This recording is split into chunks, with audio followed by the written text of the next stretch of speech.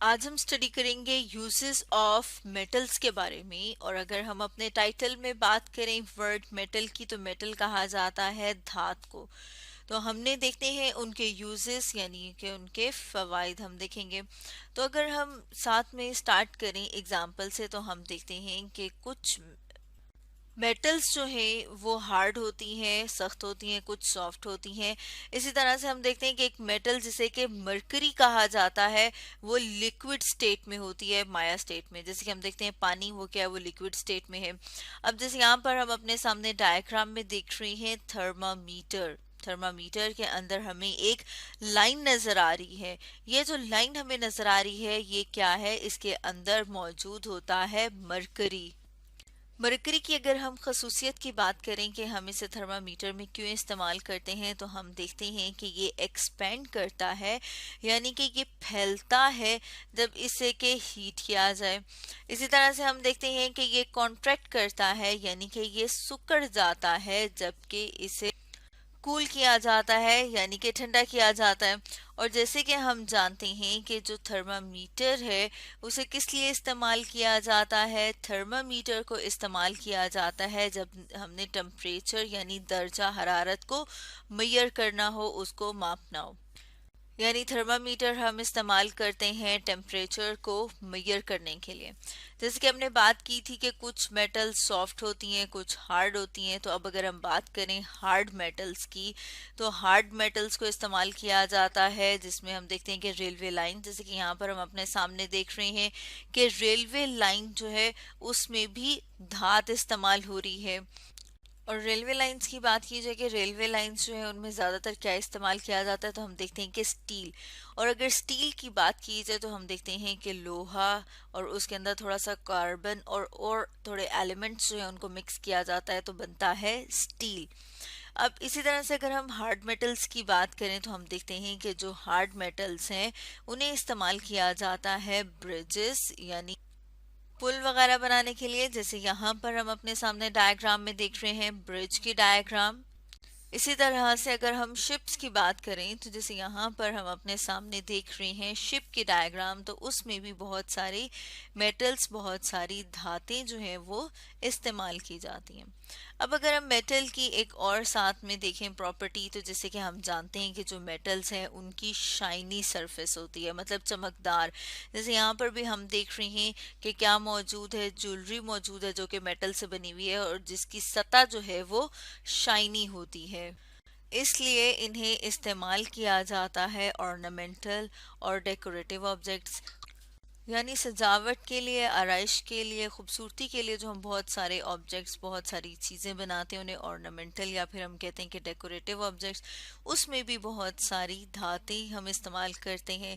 इसी तरह से हम बात करते हैं दरवाजे और खिड़कियों की। जैसे यहाँ पर हम देख रहे हैं डोर और विंडो। ये ज़्यादातर किससे मिलके बने हुए होते हैं, ये ज़्यादातर मिलके बने हुए होते हैं धात जिसे कि एल्युमिनियम कहा जाता है।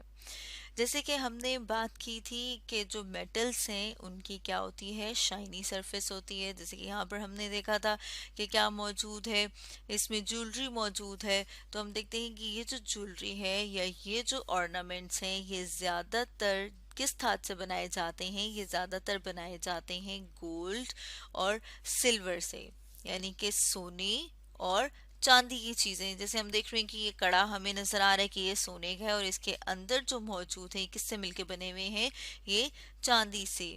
इसी तरह से अगर हम बात करें तो हम देखते हैं कि जो मेटल्स हैं उन्हें इस्तेमाल किया जाता है किचन में मुख्तलिफ बर्तनों के लिए। जैसे यहाँ पर हम देख रहे हैं कि ये जो बर्तन है ये किससे बनाए गए हैं, ये भी मुख्तलिफ तरह की मेटल्स को इस्तेमाल करके बनाए गए हैं। और मेटल्स में अगर हम बात करें कि किस तरह की जो मेटल्स हैं उनसे कुकिंग यूटेंसिल्स या किचन में जो हम इस्तेमाल करते हैं वो बर्तन बनाए जाते हैं, तो उसमें हम देख रहे हैं कि जिस तरह से आयरन, लोहा है, इसी तरह से एल्युमिनियम और कॉपर, इनसे क्या किया जाता है, ये जो किचन के इस्तेमाल के बर्तन हैं वो बनाए गए हैं।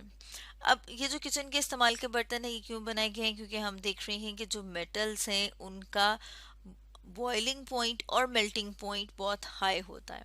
अब अगर हम बात कर लें पहले मेल्टिंग पॉइंट की कि मेल्टिंग पॉइंट क्या होता है, तो हम देखते हैं कि वो वाला दर्जा हरारत जिस पे ये धात पिघल जाए वो उसका मेल्टिंग पॉइंट है।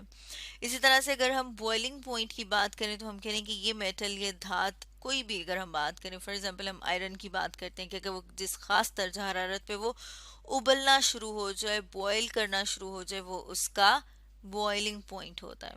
हम देखते हैं कि हम किचन में जो बर्तन इस्तेमाल कर रहे हैं उनके अंदर हम खाना पकाते हैं। फॉर एग्जांपल आप देख रहे हैं कि आप इसके अंदर पानी भी उबाल सकते हैं, दूध भी उबाल सकते हैं।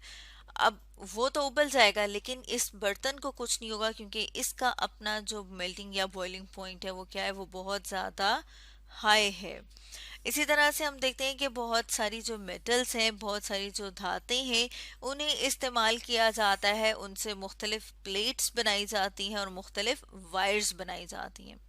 अब अगर हम बात करें आयरन की, लोहे की, तो उससे हम देखते हैं कि ज़्यादातर क्या बनाई जाती हैं, प्लेट्स बनाए जाते हैं और इन प्लेट्स को फिर मुख्तलिफ जगहों पर इस्तेमाल किया जाता है और ये प्लेट्स जो है ये मुख्तलिफ मशीन्स में इस्तेमाल होती हैं। इसी तरह से अब अगर हम वायर्स की बात करें, तारों की बात करें, जैसे यहाँ पर हम अपने सामने देख रही हैं वायर, ये जो वायर्स हैं ये ज़्यादातर कॉपर और एल्युमिनियम से बनाई जाती हैं और ज़्यादातर ये क्या है, बिजली की तारें, जैसे कि आपने अपने आसपास देखी भी होंगी। अब अगर हम एक और चीज़ देखें जिसे कि अलॉय कहा जाता है, अलॉय की बात की जाए कि अलॉय जो है उसे किस तरह से बनाया जाता है, तो उसमें हम देखते हैं कि जब हम मेटल्स को मेल्ट करके, या फिर हम कहते हैं कि जो मोल्टन मेटल्स हैं उनको मुख्तलिफ प्रोपोर्शंस में मिक्स करें, मुख्तलिफ मिकदार में अगर उन्हें मिक्स किया जाए तो फिर हम कहेंगे कि वो क्या बन गया है, वो एक अलॉय बन गया है। अब अलॉय जो है वो क्यों बनाया जाता है, क्योंकि हम देखते हैं कि जो अलॉय है वो ज़्यादा स्ट्रॉन्ग होते हैं, मतलब वो ज़्यादा मजबूत होते हैं और ज़्यादा ड्यूरेबल होते हैं, यानी ज़्यादा अरसा चलने वाले होते हैं। इसी तरह से अगर हम अलॉय की बात करें तो हम देखते हैं जो अलॉय है उसे रस्ट नहीं लगता, यानी कि उससे जंग नहीं लगता, यानी कि हम ये कह सकते हैं कि ये रस्ट रेजिस्टेंट होते हैं। अब जब इन्हें जंग नहीं लगता तो फिर हम क्या करते हैं, इससे मुख्तलिफ तरह की और चीज़ें बनाते हैं।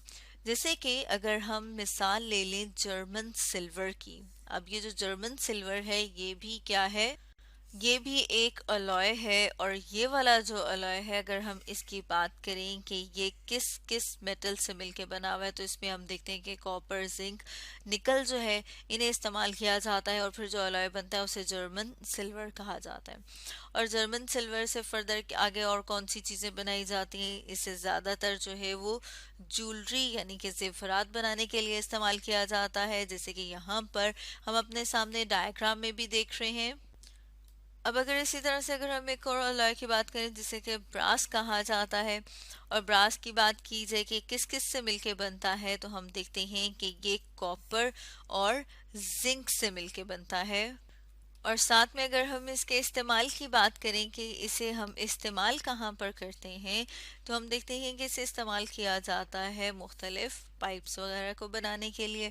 और साथ में हम एक पिक्चर देख लेते हैं ताकि हमें और ज़्यादा क्लियर हो जाए। जैसे कि यहाँ पर हम अपने सामने देख रहे हैं डायग्राम में पाइप, तो इसमें क्या इस्तेमाल हुआ हुआ है, इसमें ब्रास इस्तेमाल हुआ हुआ है और ब्रास जो है वो बना है कॉपर और जिंक मेटल को मिला के। तो स्टूडेंट्स, आज हमने डिस्कस किया यूजेस ऑफ मेटल्स के बारे में।